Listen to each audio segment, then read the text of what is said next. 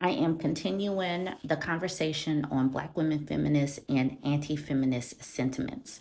The reason why I believe that feminism gets such a bad rap and Black feminists get such a bad rap is because the knowledge base and history that is taught and education that is taught is usually from the perspectives of white males. White males have been in charge of history and the dissemination of information. They have been in charge of shaping narratives, shaping our stereotypes, and basically shaping everyone's experiences and interpretations of us. Black women have not had the opportunity to shape our own narratives until just here recently. So, I have a few things I want to highlight. This story at the top. A small girl and her mother passed a statue depicting a European man who barehandedly subdued a ferocious lion. The little girl stopped, looked puzzled, and asked, "Mama, something's wrong with that statue. Everybody knows a man can't whip a lion." "But, darling," her mother replied, "you must remember that man made the statue." So now let's skip down to the bottom. In this context, Black feminist thought can be viewed as a subjugated knowledge. Traditionally, the suppression of Black women's ideas within white male controlled social institutions led African American women to use music, literature, daily conversations, and everyday behavior as important locations for constructing a Black feminist consciousness. More recently, higher education and news media have emerged as increasingly important sites for Black feminist intellectual activity. Within these new social locations, Black feminist thought has become highly visible, yet curiously, despite this visibility, it has become differently subjugated. Investigating the subjugated knowledge of subordinate groups in this case, a Black woman's standpoint and Black feminist thought requires more ingenuity than that needed to examine the standpoints and thoughts of dominant groups. I found in my training as a social scientist inadequate to the task of studying the subjugated knowledge of Black women's standpoint.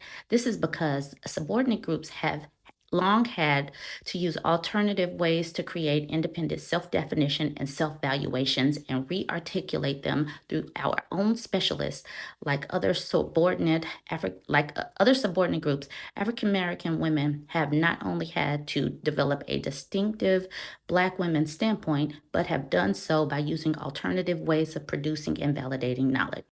This will have to be a second part, and that is coming in the video that follows. This is the last part I want to read before jumping into my analysis. The Eurocentric knowledge validation processes and U.S. power relations. In the United States, the social institutions that legitimate knowledge, as well as the Western or Eurocentric epistemologies that uphold, constitute two interrelated parts of the dominant knowledge validation processes.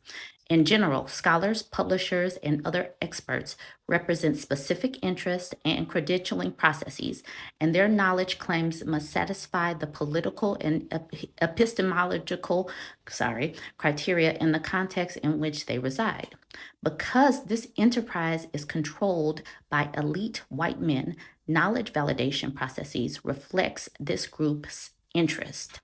Although designed to represent and protect the interests of powerful white men, neither schools, government, the media, and social institutions that house these processes, nor the epistemologies that they promote, need be managed by white men themselves.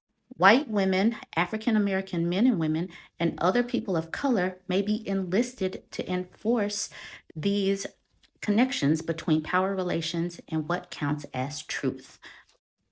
So, taking that white men and their voices and their sources of media and their power when disseminating curricula, the reason why Black women's voices, how we see ourselves, it has always had to be filtered through white male voices and power structures. Even when Black women or men that aren't white or any woman wanted to go through the rigors of becoming an expert in something.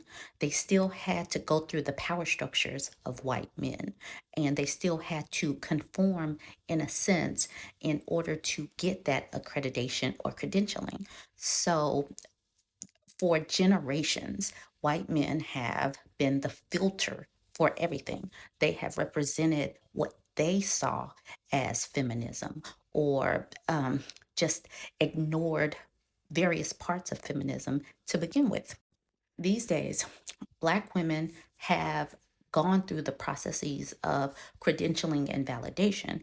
So now we can be in some of these positions where we allow our voices to be heard, but also social media, telling our stories, writing books ourselves has given us a voice where we can show ourselves and our voices and our histories ourselves. Like, comment, subscribe.